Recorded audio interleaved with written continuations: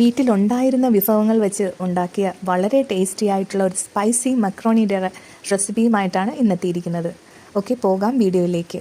ആദ്യം തന്നെ മക്രോണിയും ഒരു 2 ടൊമാറ്റോയും കുറച്ച് കോണും കൂടെ ഒന്ന് വേവിക്കാൻ വേണ്ടിയിട്ട് വെച്ചിട്ടുണ്ട്. അത് ആവിയിലൊന്ന് പുഴുങ്ങിയെടുക്കേണ്ടതായിട്ടുണ്ട്. മക്രോണി വേവുമ്പോഴത്തേക്കും അത് നമ്മളൊരു പ്ലേറ്റിലോട്ട് മാറ്റി വെക്കുക. ദെൻ ടൊമാറ്റോയും വെന്തിട്ടുണ്ട്. അതിൻ്റെ തൊലി ഇതേപോലെ ഒന്ന് മാറ്റിയതിന് ശേഷം മിക്സിയുടെ ജാറിലിട്ടൊന്ന് ബ്ലെൻഡ് ചെയ്തെടുക്കുക.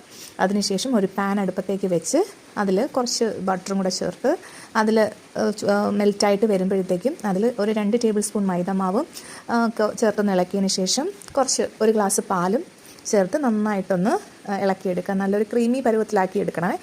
അതിനുശേഷം നമ്മൾ ഒരു പാൻ വെച്ചിട്ട് അതിനകത്തോട്ട് വെളുത്തുള്ളി, സവോള,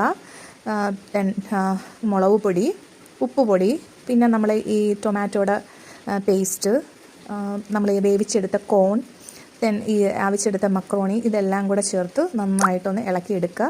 ദെൻ നമ്മൾ നേരത്തെ വെച്ച ആ വൈറ്റ് സോസും കൂടെ ഒഴിച്ച് ഇളക്കിയെടുത്ത് കഴിഞ്ഞാൽ വളരെ ടേസ്റ്റി ആയിട്ടുള്ള സ്പൈസി മക്രോണി റെഡി ആയിട്ടുണ്ട്. ഇനി നമ്മൾ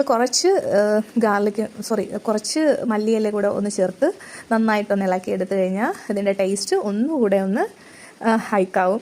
സോ വളരെ ടേസ്റ്റിയാണ്. എല്ലാവരും ഒന്ന് ട്രൈ ചെയ്ത് നോക്കണം. വീഡിയോ ഇഷ്ടപ്പെടുകയാണെങ്കിൽ ഉറപ്പായിട്ടും എല്ലാവരും ഒന്ന് സബ്സ്ക്രൈബ് ചെയ്യണം, ലൈക്ക് ചെയ്യണം, ബെല്ലൈക്കൺ കൂടി എനേബിൾ ചെയ്യണം. Okay, bye. മറ്റൊരു വീഡിയോ ആയിട്ട് വീണ്ടും കാണാം. ബായ്.